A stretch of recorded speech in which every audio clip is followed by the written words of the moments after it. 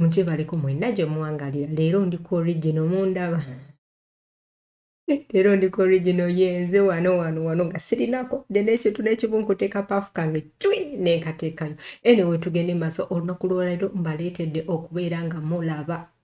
gundi visa ye Germany si visa but of forms ezo togenda wala teweerwisa mbu simanyi ogenda ku Germany page ogenda wa nze mbaleetera ekintu nga ogenderawo ku immediately ku page esooka yes gyenziddeko omuntu yenna ayagala okukyala Germany ayagala okugenda nga au pair ayagala okukola ki form jojjuza form as in application form nga tonaba agenda ku embassy yeno gye tugenda okujjuza naawe katono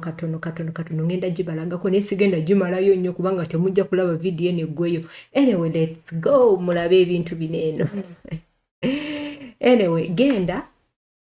link njitaddawo mu bio naye gwe genda ku Google yo oba ku Chrome yo owandikemu ekigambo Videx kiri VIDEX .diplo it is DIPLO.de naye nga linki eri awo mu bio girabemu ogireyo kati wojja kuliko za mirundi ebiri kuliko long kuliko ne short naye gwe wogira gwe kweno linki yennyini gwe kennyini osobola okugenda wali eri ku linki okwo n'ogamba short oba long kati nga wano waliwo kangikyuse kati saawa zinene eri mu Germany kangikyuse bere mu Lungereza mu English such that fena tulaba ate ngizuminze nnyo anyway kati nga wano mulaba waliwo long kati waliwo short kati kansoke mbatwale ku long kati eno long omuntu agijuza abaatya omuntu agijuza ng'ogenda ku employment amaaso mpulira gannuma kateekeko glasses katono mpulira amaaso gannuma light nene okay kati kiri okay anyway omuntu yenna ayagala okubeera nga okozesa long tutegeeza omuntu agenda ng'ogenze kumalayo mwaka nga gumu bano ba opeya bano ba volunteer bano abagenda okusoma bajjuze eno anyway katugende maaso ojja kujja ku page efaanana bweti oteekemu amannya go amaganda gwani namuddu ojje waneeno ogijjuzaamu nga wogiraba date of birth forma bikikoze bitya byonna do you have children your father's name your occupation the address gy'ogenda kubanga obanga ogenda nti nno ogenda kukola oba ogenda mu opeya wano oteekawo ebintu gy'ogenda currently the place you are going to stay okay then nojja waneeno nogamba identification papers nogamba type of travel ogenda travelinga naki okitegede type of travel nojja waneeno nogamba olinaki fe ebiseera ebisinga fena tulina ordinary passport mpozi ng'oli mwana wa mukungu nkulamusizaako kati waneeno ng'ojja travel document ng'oteekawo passport oba travel document number ng'ogiteekawo passport number yo then nojja waneeno ng'oteekawo date of issued we bagi issuinga wa valid eggwako ddi issuing date naye ogiteekewo issued by ya issuing bwa nani signed by noteekawo then nojja waneeno ku travel data and purpose gwe kennyini purpose of stay in this Federal Republic of Germany ogenda naki jangu waneeno ogambe ogenda ne opeya kyekiri kye nabagambye family reunion ng'olina omwami wo ng'oyagala genda oyagala language course oyagala opeya employment oba study this is the long term. Anyway, I really don't know what you want. Let me say au pair. Katinga obakubuzi bagamba waneeno intended duration stay in the federal good. Ogenda kumalayo banga ki ogenda from which date to this date. Ngaba kugamba byonna bijire sigenda bimalayo education wano bakugamba education kamala okujiramu waneeno education establishment oba company organization byonna biteekewo mukwano ojje waneeno wansi oteekewo post gundi byonna mean of support and details omuntu yenna agenda okusponsoringa naddala nti oba mwami wo kyonna yona bino ebintu bibyo byonna omuntu agenda okusponsoringa nojja waneeno nogamba save nobigira byonna bisomeemu then save and continue bino ebintu biri mu luzungu weyongere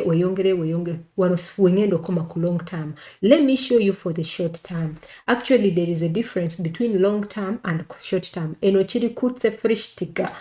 katugende waneeno tugende ku short term. Short term yeno nabagambe waliwo long term ne short term teweerabira ogenda waneno noteekamu Videx.diplo noteekamu osobola oteekamu kutse oba short then nojja ku page yoti eno short ntegeeza ki omuntu agenda nga visit oba okitegeera then oba ogenda kukozesa eno gundi teekamu amannya go oteekemu marital status yo oteekemu occupation yo oteekemu byonna pure postcode we have 256 that is our postcode 256 yeah. That is Uganda. Oteekemu gundi, oteekemu address applicants address byonna biteekemu oba okitegeera. So ojje waneno oteekewo passport yo, ojje waneno oteekewo have you fingerprints been collected previously? Wobanga togendangako mu Germany kuteekako byenkumu, please say no. Oba gamba yes or no. If they have done it, webanga tebakikolangako gamba nedda.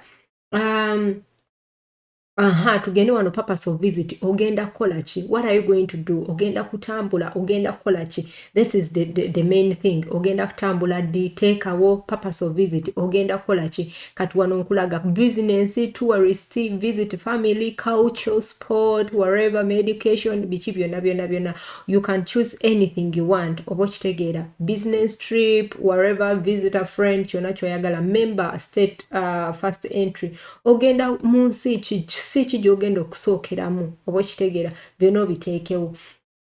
Webanga ova waneno n'ogenda bugenzi Germany then teekawo Germany cause wova Uganda ogenda kukola ki, kugenda Germany. A main destination, member of first entry, kati waneno main destination yo wobanga olina gyogenda okusookera nti genda France atembe France kubanga kisinziira ennyonyi gy'oyagala. Waliwo ebiseera ebisinga ennyonyi egenda okujja eri okutuusa eno, kati nze ennyonyi yanjija eri ye n'entwalawa n'engenda Ethiopia kandabe n'entuuka Ethiopia naye Ethiopia tetwayingira, by the way, Ethiopia we did not. Ethiopia tetwayingira, nze kati nava from Uganda, member state first entry yali Germany, era nze nagenda Germany saagenda walala wonna oba okitegeera, nze nava Uganda natuuka butuusi Germany Frankfurt. Anyway, kati number of entries required, ogenda kuyingira batya single oba double. Okitegeera kati osobola ogamba single ng'oba multiple oba biki single entry oba single biki bwebyo, it depends. And biki byonna bijuze mukwano, bino ebintu byonna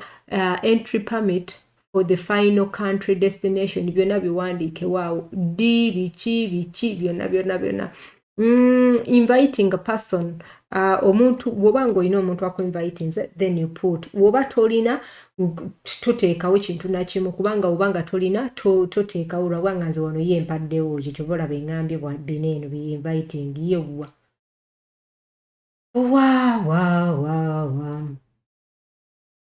yewa. Anyway, gwe nga gwe oteekawo kimanyi gwe oyagala kukola ki oba okitegedde.